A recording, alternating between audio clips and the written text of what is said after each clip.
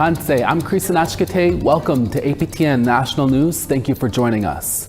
The Edmonton Police Service has charged Tsuut'ina Nation Chief Roy Whitney with 2 accounts of sexual assault from incidents that are alleged to have occurred in 1994 and 2005. The 2 victims are male and both are from Tsuut'ina Nation. Edmonton police arrested the chief on Wednesday. They believe there may be more victims who have not yet come forward. In a written statement, Chief Whitney denies the charges and says they are without merit. Whitney says he will continue to fulfill his duties as chief. None of the allegations have been tested in court. A First Nation in the Northwest Territories says they found the unmarked graves of students of the St. Joseph Residential School, which ran from 1857 to 1890 on Mission Island, but moved to Fort Resolution in 1910. The Deni-Nukwe First Nation in Fort Resolution said on Thursday that it found the resting place of 5 children and 2 adults. Members of the First Nation have been searching for the graves since 2022. They used cadaver dogs to find these 7 graves and believe there could be as many as 60 more. The First Nation says they will now work on determining who the 5 children and 2 adults are, including how they died. A First Nation in Ontario is taking legal action to try and prevent development of the so-called Ring of Fire. The mineral-rich region is located about 500 kilometers northeast of Thunder Bay on the traditional territory of the Martin Falls First Nation. The First Nation is asking the courts for injunctions against the provincial and federal governments to block them from funding or participating in mining-related activities in the Ring of Fire. The First Nation is worried the new laws known as Bill C-5 and Bill 5 could be used to push through development despite environmental concerns. Martin Falls has been working on assessments for roads that would connect its community to the provincial highway system and lead to mineral projects. The Ontario government says the First Nation has shown steadfast support for the Ring of Fire since 2018. Some big news in the sports world. The North American Indigenous Games Council has announced it is retracting hosting rights from Calgary in 2027.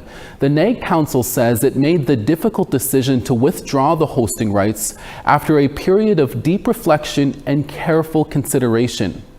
The NAG Council says they've been working closely with the Calgary Host Society for 2 years, but despite the collective effort, in their words, critical benchmarks could not be met. The council says it was necessary to retract the hosting rights to uphold the integrity of the games and ensure their long-term strength. The council says it recognizes the pullout may be disappointing to Indigenous athletes, coaches, and families and communities across Turtle Island who are looking forward to gathering in Calgary. We'll have more on this story tonight at 6 p.m. Eastern Time. Our weekly Truth in Politics panel is up next. We'll be right back.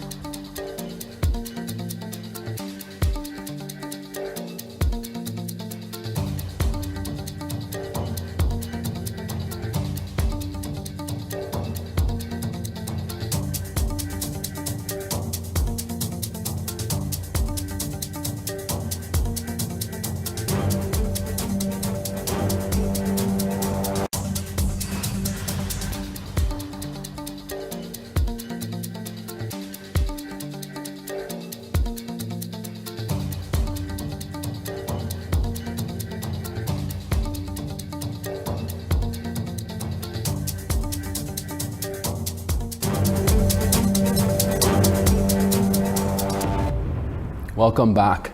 Prime Minister Mark Carney and members of his cabinet have now met with First Nations, Inuit and Métis leaders, but have the summits been a success? That was one of the topics this week for our Truth in Politics panel. Our Sav Jonza recently spoke with Jennifer Leywitz, is the CEO of Pascal Strategies, and Niigaan Sinclair is a columnist with the Winnipeg Free Press. Hey, Niigaan, the PM and cabinet ministers have now met with First Nations, Inuit and some Métis leaders. What's your take on how these summits have gone? Well, we'll go through the three of them. Uneven with the chiefs. Some chiefs certainly are on board for fast-tracking projects of the national interest, wanted to start it tomorrow. And then you've got, I think, the vast majority of chiefs who felt very unsatisfied, very misrepresented. Also that the meeting was at best confusing and haphazard. The Inuit, I think, was probably the most successful meeting of the three. We heard the least complaints from that area, but notice that it was the one meeting that was different. It was where Carney and his cabinet ministers went to a meeting in which Indigenous peoples had indicated where they would like to meet, helped construct an agenda, and in many cases followed the guidance from those Indigenous peoples. And then we have this Matei Summit, which I don't even think you can call it a summit. It was, to call it a disaster is probably complimenting it, because it is such a mess. You have groups that are boycotting it. You have groups that are attending and purporting to represent people who many Métis people say they don't represent. Where do we even begin to talk about the disaster of this meeting? And so what I would say is it's kind of Canada as usual. It's the way in which Canada continues to treat, as Jen pointed out during our recorded segment, a one-size-fits-all approach when it comes to Indigenous peoples, which never works, which is the whole reason why we have regional organizations that represent regional interests, cultural interests to begin with. And it is just a non-effective way of dealing with it. And it really illustrates why national organizations won't be able to get it done for much longer into the future. Great points. Jennifer, have these summits been a success at all? I'll go back to what I said earlier. That, the First Nations one was a mess, and it goes back to, I think, the Carney government not understanding those differences. I saw there was a post on Facebook from a former chief that had said I think it was the province of Newfoundland that had the two chiefs, and they got the same amount of time as the province with like 70 plus nations, which would be Saskatchewan. And it is true where it's like, I don't think you're understanding the regional differences here, and also the differences from not only province to province in terms of what our needs are, because our needs in Saskatchewan are going to be much different than the needs out east or out west. But just how to engage with us, because again, that one size fits all where they assume, we'll just knock off all the provinces, we'll give every province the same amount of time, goes to show that they're also not even understanding the different groups of populations and how there is much more First Nations here than there is out east. So I don't think it was a raving success by any means. I think if we could look at this as a starting point and something to learn from, that would be a benefit, but it's not a starting point because the bill has already passed. So, Niigaan, do you feel like any Indigenous leader is going to view these summits as the necessary and needed consultation on Bill C-5? Not as consultation. I mean, that would be a big mistake. However, I do think there is a significant enough amount of chiefs and perhaps a significant amount of Métis leadership. I think there was one thing that's really key to listen to in David Chartrand's speech, MMF president, yesterday. He kept sort of opening the doorway to going, well, we're ready to meet. We only need an hour of your time, Prime Minister. Come over here. We can make an agreement right away. I think there are segments of Indigenous leadership throughout the country that really want to move fast. They understand the unprecedented nature of Donald Trump. And I think that there is areas to grow there. And if I were to be positive, and I'll take Jen's lead in being a bit more glass half full, it is that I think there are areas that the government can work with elements of First Nations, Inuit, and I think probably first off the Métis, that there's opportunities for interest for the Métis sections, and particularly the MMF, to want to work with the federal government. It's just that the federal government continues to kind of step in their own way. They continue to sort of implement their own mistakes. And in many ways, they're not taking good guidance. I keep saying this, I feel like a broken record on this program, on this recording that we do every week. Who is counseling this government? Who is talking to the Prime Minister? And it just says to me that there is just some deep problems within the Prime Minister's office when it comes to dealing with First Nations and Métis people in particular. They seem to be okay with counseling in terms of northern issues. So I would give a lot of credit to Minister Chartrand, for example, Rebecca Chartrand and maybe Rebecca Alty. But there's just like, who is telling them that these moves are good? They are clearly not, and they are creating more problems, more obstacles in what is becoming an emergent situation with the U.S. government. Some good questions there, Niigaan. Jennifer, what do you see is happening next when it comes to consultation over this bill or any announced projects? I have no idea. It just seems that it changes every week on where I imagine this is going to go. You know, I think that the Prime Minister should take that meeting with the Manitoba Métis, and I think he should, you know, spend some of that time getting to know the people in this country that are the rights holders. You know, the summer months, the House does not resume until mid-September. There's a lot of ample opportunity here. This maybe should have been one of the first things he did, but also maybe go back and start reviewing who it is, the people that are counseling you and giving you this advice, because honestly, a lot of this could be avoided if there were also Indigenous people that have a lay of the land included in these rooms. But the issue is that they have these like brick wall around these high-level staffers that try to make contact with our organizations, with our people, and I think they just come back to the table like, I think this is the right way to go. But maybe if you started putting more of us at the table, you could avoid a lot of this. Yeah. Well, you know, sorry, Niigaan, did you have more to say? Well, I was just going to say, I cannot agree more. This is so avoidable with competency. Yeah, absolutely. You know, you two are going to have to end it there, but thank you so much. Really appreciate it. Yeah, Thank you.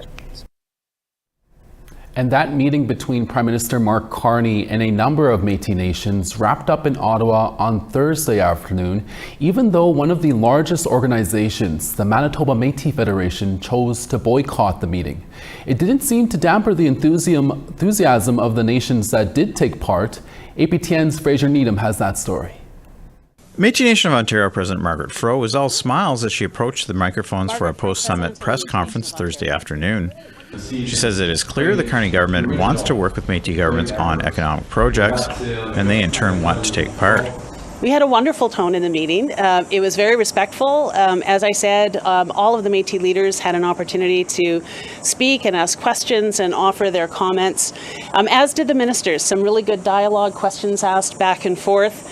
And I think what was clear is that that there's a lot of interest and support in working together and doing that in a way that respects Métis Section 35 rights. Métis Nation of Alberta President Andrea Sandmeyer says the meeting was largely an opportunity for the governments to get to know each other, although no specific economic projects were discussed at this point.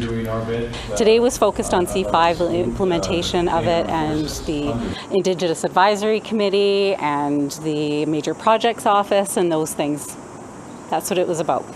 However, the Liberals have faced fierce criticism at how they rushed their One Economy Act legislation through Parliament this spring, particularly from First Nations who say it was done without proper consultation. But Indigenous Services Minister Mandy Galmasti says all three summit meetings with First Nations, Inuit and Métis leaders have been positive, with a clear message from Indigenous rights holders that they want to be part of the government's economic development plans. I think for me, what I heard in all three summits is really a desire to define where they want to be in the economic space, what they're looking for in terms of that development for their future members of the nation. That was really a strong takeaway for me. The capacity that they want to build as part of this process, the commitment that they see from this government. One thing the government did not want to talk about is why the Métis Nation of British Columbia was only offered observer status and declined to attend, even though this nation was until recently part of the Métis National Council. Crown Indigenous Relations Minister Rebecca Alty says they do not qualify constitutionally as a legitimate Indigenous organization at present. The Métis Nation of British Columbia is still going through that Section 35 review.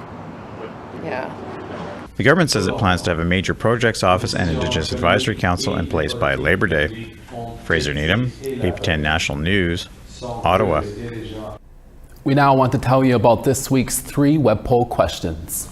Our first question we ask, do you support the building of a pipeline from Alberta to the east coast of Canada?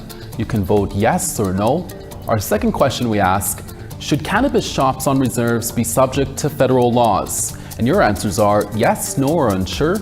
And our third question is, do you think the country is making progress in terms of reconciliation? You can answer yes, no, or unsure. Go to our website at aptnnews.ca to have your say. We have more news after the break. Stay with us.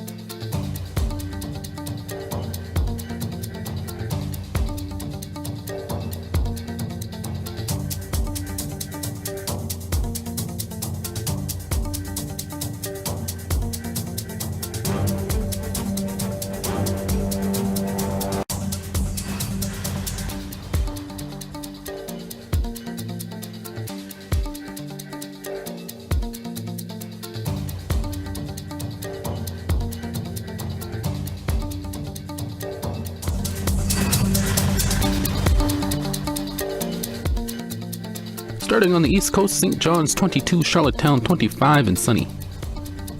Cartwright 29 and sun, Happy Valley Goose Bay 28. 25 in St. Jovite, Quebec City 24 and sunny there. Sun in Toronto at 26, Ottawa 26. Sioux Lookout 23, Smoky and Big Trout Lake at 16. Smoky and Norway House at 18, The Paw 18. 19 in Winnipeg and showers there, Princess Harbor 21. Rain in Swift Current at 14, Smoky and Regina at 17. Smoky and Buffalo Narrows at 18, Stony Rapids 18. Showers in Fort McMurray at 29, Peace River 23. 26 in Lethbridge, 25 in Edmonton. Tofino 18, Penticton 29 and sunny there.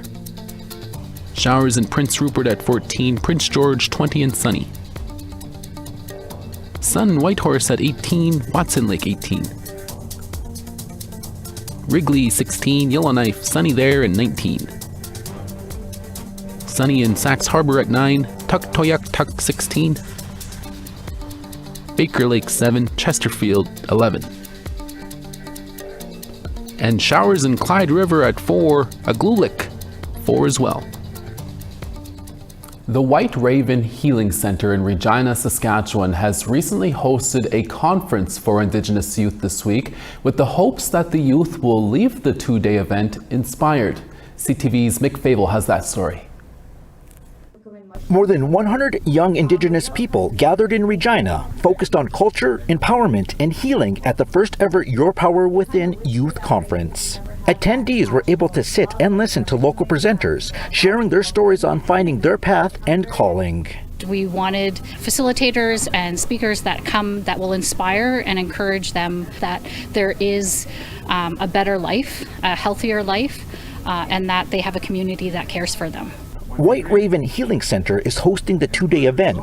The center is a place focused on holistic mental health and wellness programming. Mitchell Soiwashde from White Raven Healing Center says this generation of teenagers are unique as they had to deal with a world pandemic. But now that we're kind of doing that turning point, the idea is to provide some sort of normal, life pre-COVID, but also understanding that anything and everything of their opinions and values and issues are important to us. The youth who attended are from one of the 11 nations that make up the File Hills Qu'Appelle Tribal Council. White Raven has offered an invitation to not only on-reserve youth, but those living in the city as well. There's certain things that happen in each of the communities, and so trying to address that not only on the nations, but also remembering our urban members as well. And it's trying to figure out how do we address both. The youth conference concludes Thursday afternoon. Mick Fable, CTV News, Regina. In Winnipeg, Inuit elders and youth gathered at the Tunatsugit Inuit Resource Center on Thursday to share their perspectives on health and well-being. It's part of a project led by researchers at the University of Manitoba in collaboration with Inuit Youth. The project involved a series of workshops and art activities allowing urban Inuit youth to share what health and well-being means to them. After the lighting of the kulik by elders Levnia and Tagak, the youth presented their artwork to guests. Afterwards, the elders and youth gathered in a sharing circle to discuss topics including safety, conflict resolution, and cultural reclamation. Tunatsugit Youth Programs Manager Carmelo Shan shared the findings that emerged from their research. Moving from a small, isolated community in Nunavut, where the population might only be around 1,000 people total, to a city where a school might have just as many students is a huge culture shock. The size, pace, and unfamiliar environment can be overwhelming and isolating. In addition to that, youth also shared how it can be difficult to stay connected to Inuit culture, traditions, and values while navigating city life. Despite these challenges, a key finding was that bringing youth together through activities at Tunatsugit helped foster a sense of well-being, belonging, and safety. Many shared that Tunatsugit feels like a safe place, a place where they can connect, feel heard, and just be themselves. For more than 60 years, Wquaon Powow on Manitoulin Island in Ontario has attracted dancers and singers from across Turtle Island. APTN's Annette Francis introduces us to a few who are well seasoned on the Powwow Trail and a few who are forging new adventures. Wquaon's Powwow celebration is held every August long weekend at the Thunderbird Park. Bruce Smoke and his family make the track here each powwow season from Alderville First Nation. They're a tight-knit group. I have two grown boys now. One is the lead singer of the Charging Horse Singers. My other son is singing with them right now, and they're both full-grown men. And then I have two full-grown daughters, and we have 11 grandchildren in total, and they all participate in some way of dancing or singing, or we have even a little toddler that's still in diapers, but he's always around the drum and dancing and seeing all the outfits and everything all the time, and they listen to powwow music at home. And according to Smoke, it's become a way of life. The love for drumming and dance began when he was a young teenager growing up in Toronto. He's been coming to this powwow since the 1970s. Maybe in 1976, I was here. We came with a group from Hamilton, and We competed here, and we were lucky enough to place at the time, so it was pretty interesting. And when you place and feel that competition and kind of stuff, it gets into your blood and just makes you want to go to the next one and the next one and the next one. So. Smoke's granddaughter Clarity is thankful for the life on the trail. Without powwow, I don't know what I would be doing, right? Without learning the things that I did learn, especially from my grandparents, I don't know where I would be, because there's so much kindness and so much love, especially when you travel with family, or even if you don't and you build your own family here in the different powwows and stuff, you're able to build that sense of community. Nina Toulouse from Whitefish River First Nation has been jingle dress dancing for 3 years. A year after her mother passed away, she was gifted a red dress. It's been a healing journey. Like, okay, that's another way of advocating for missing American Indigenous women and girls. And not only for them, but for my mother too as well, and for my own healing. So when I put that dress on, it's not only healing for me, but like I do that spirit work for all those who need that healing, and for those women who are still lost and still needing to return back home. Sky Ngueo Owen Mayo has been on the trail for about 10 years. It's his first time at the Wquaon Powow. It's literally just perfect, you know. I love the whole sense of camping, and it brings back those old memories, right? You know, back in those, for me, the 90s, there was a lot more campers than there is like today, right? You know, we still have some camping, but it's kind of like nostalgic flashback to see so many people camping again. So it's been a wonderful time so far. As this powwow wraps up, many of these dancers will be preparing for the next one. I'll have one more story from here. Annette Francis, APTN National News, Wquaon First Nation. And that's your daytime newscast for this Friday. Sav Jones is back for your evening newscast in a few hours. Please join us then. From all of us at APTN National News Daytime, hi miigwech masicho. Thank you for watching, and we'll see you again next Monday. Ekse.